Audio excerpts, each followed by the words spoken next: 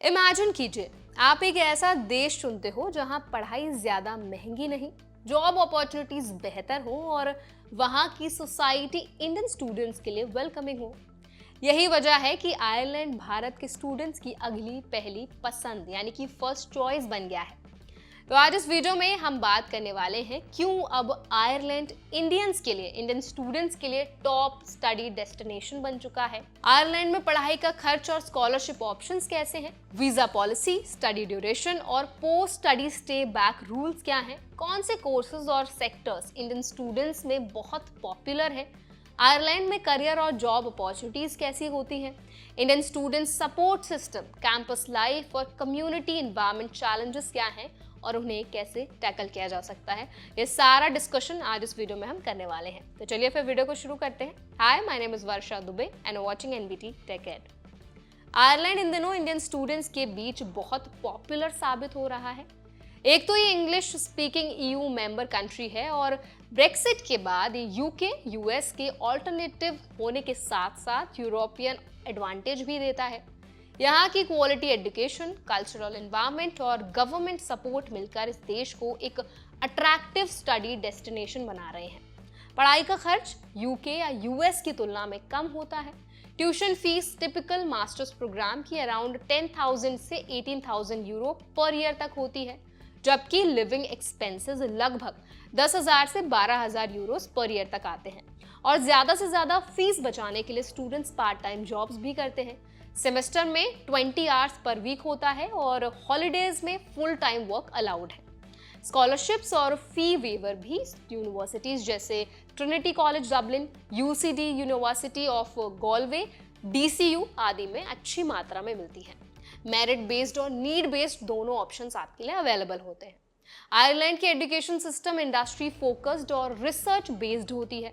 Courses में practical training और internship पर जोर दिया जाता है, जिससे स्टूडेंट्स को कैंपस से जॉब तक का जो रास्ता होता है वो काफी आसान मिल जाता है।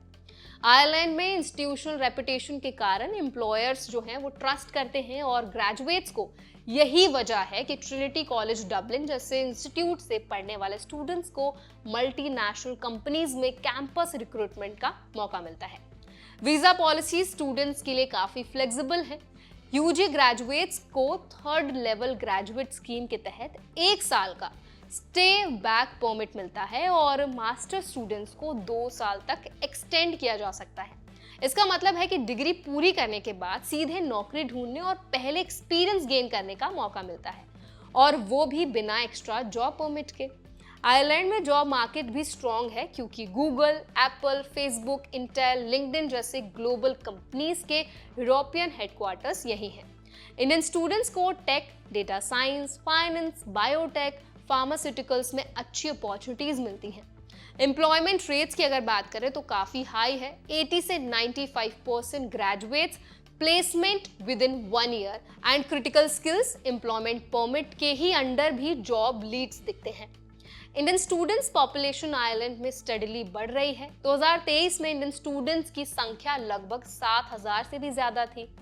देश में करीब 90,000 से भी ज्यादा साउथ एशियंस रहते हैं, जिससे इंडियन फूड, फेस्टिवल्स जैसे कि Diwali, Holi, temples, student societies और कल्चरल इंटीग्रेशन आसान हो जाता है। कॉलेज कैंपसेस में इंडियन सोसाइटीज एक्टिव रहती हैं, helping new students adjust quickly.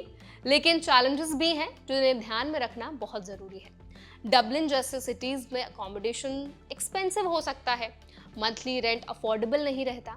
साथ ही कुछ प्राइवेट कॉलेजेस को एक्रेडिटेशन चेक करना ज़रूरी है क्योंकि कुछ इंस्टीट्यूशंस ऐसे हैं जहां पे एक्रेडिट नहीं है और वहां क्वालिफाइड डिग्री नहीं मिल सकती। आयरलैंड की क्रिटिकल स्किल्स परमिट के लिए जो मिनिमम सैलरी थ्रेशोल्ड है वो भी 44,000 यूरोस है पर ईयर। ये तय हुआ है, 2025 से लागू हो चुका है। ये एंट्री लेवल ग्रेजुएट्स के लिए थोड़ा टफ हो सकता है। तो देखा जाए तो Ireland offers a balanced mix of affordable fees, quality academics, post study work rights, career potential और कम्युनिटी सपोर्ट। बट उसे चुनने से पहले स्टूडेंट्स को सही यूनिवर्सिटी चूज करना, कॉस्ट प्लानिंग और थ्रेशोल्ड रूल्स को समझना बहुत ज़्यादा ज़रूरी है। तो आई होप जो भी इन्फॉर्मेशन आज हमने इस वीडियो में आपके साथ शेयर की है वो आपको काफ़ी अच्छे से समझ आई होगी। अगर फिर भी आपका कोई डाउट है, कोई सवाल आप हमसे पूछना चाहते हैं, तो तो कमेंट सेक्शन में ज़रूर बताएं और ऐसे और भी वीडियोस देखने के लिए हमारे चैनल NBT Tech Ed को ज़रूर सब्सक्राइब करें।